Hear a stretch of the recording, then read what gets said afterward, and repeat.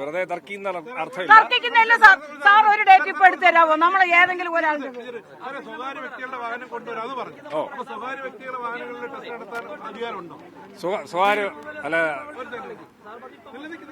അതന്നെ സ്വകാര്യ വ്യക്തികളുടെ വാഹനത്തിൽ ഡ്രൈവിംഗ് ടെസ്റ്റ് നടത്താൻ ബാധ്യപ്പെട്ട ഉദ്യോഗസ്ഥരാണ് ഞങ്ങള്.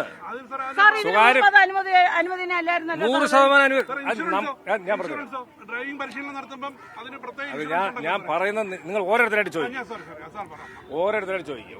ഒരാളിന് ഡ്രൈവിംഗ് ടെസ്റ്റിൽ പങ്കെടുക്കുന്ന രണ്ട് രീതിയിലാണ്. ഒന്ന്, ഡ്രൈവിംഗ് സ്കൂൾ വഴി പോയി പഠിച്ചിട്ട് വരുന്ന ആൾക്കാരുണ്ട്.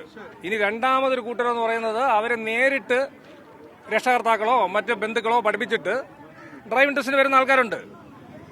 ഇവിടെ വരുമ്പോൾ ഞങ്ങൾ പരിശോധിക്കുന്ന വണ്ടി ഓടിക്കാൻ അറിയാമോ, നിയമപ്രകാരം വണ്ടി പരിശോധിക്കും.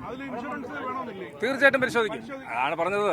ഒരാള് നേരിട്ട് ഹാജരാവുന്ന സമയത്ത് ആദ്യമായിട്ട് പരിശോധിക്കുന്നത് അവരുടെ വാഹനങ്ങളുടെ രേഖകളെല്ലാം കറക്റ്റാണോ നോക്കും, ഇൻഷുറൻസ് സർട്ടിഫിക്കറ്റ് കറക്റ്റാണോ നോക്കും. പക്ഷെ ആ വരുന്ന വ്യക്തി ഡ്രൈവിംഗ് സ്കൂൾ വഴി ഒന്ന് പഠിച്ച ആളാണോ അല്ലെങ്കിൽ നേരിട്ട് പഠിച്ചാണോ എന്നുള്ള it doesn't make any difference. ഞങ്ങളെ സംബന്ധിച്ചിടത്തോളം അവരെ ടെസ്റ്റ് നടത്തുക എന്നുള്ളത് ഞങ്ങളുടെ ഉത്തരവാദിത്തമാണ്. പരിശീലനത്തിൽ വരുന്ന വാഹനം പരിശീലന സമയത്ത് ഇൻഷുറൻസ് എടുക്കണം എന്നുള്ളൊരു നിയമമുണ്ട്. ആ വാഹനത്തിൽ ഏത് വാഹനം പഠിക്കുന്ന സമയത്ത് that is up to the insurance department. അത് ഞങ്ങളൊരു ഭാഗമല്ല. ഞങ്ങൾ ചെയ്യുന്നത് വെച്ച് കഴിഞ്ഞാൽ ഇവിടെ വരുന്ന ഒരു വിദ്യാർത്ഥി നേരിട്ട് പഠിച്ചു വരുന്ന ആളാണോ ഡ്രൈവിംഗ് സ്കൂളിൽ പഠിച്ചു വരുന്നത് ഞങ്ങൾ നോക്കാറില്ല. എത്രയോ പേര് ഇവിടെ ഡയറക്റ്റായിട്ട് വരുന്നവരെ ടെസ്റ്റ് നടത്തുന്നു. അത് ഞങ്ങൾ നടത്തും. ഏതാണ് എൽബോർഡ് പ്രദർശിപ്പിച്ചാൽ മാൻഡേറ്ററി ഇല്ല. എൽബോർഡ് പ്രദർശിപ്പിച്ചാണ് വരുന്നത്.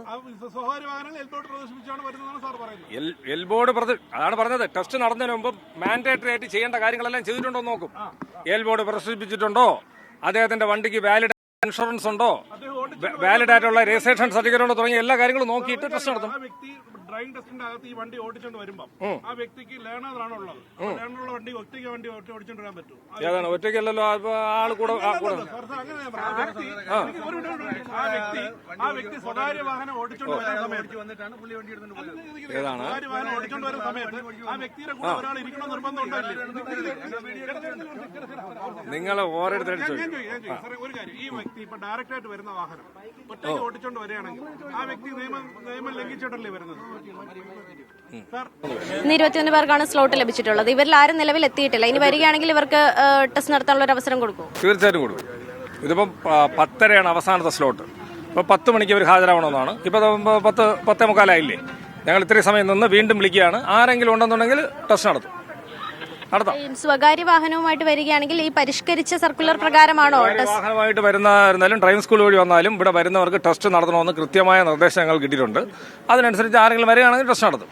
ഈ പരിഷ്കരിച്ച സർക്കുലർ പ്രകാരമായിരിക്കുമോ ടെസ്റ്റ് നടത്തുന്നത്? തീർച്ചയായിട്ടും.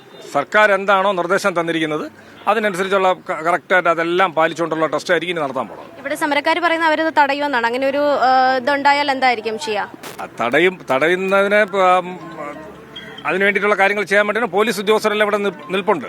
അപ്പോൾ എന്തെങ്കിലും ഡ്രൈവിംഗ് ടെസ്റ്റ് തടസ്സപ്പെട്ടാൽ അത് അപ്പോഴും നോക്കുന്ന കാര്യമാണല്ലോ. ആരും വന്നിട്ടില്ല, ഇതുവരെ ആരും വന്നിട്ടില്ല. 10:30 അവസാന സ്ലോട്ട്. ഇന്നത്തെ കഴിഞ്ഞ് ഞങ്ങൾ മറ്റു ജോലികൾക്ക് വേണ്ടിയിട്ട് പോവുകയാണ്.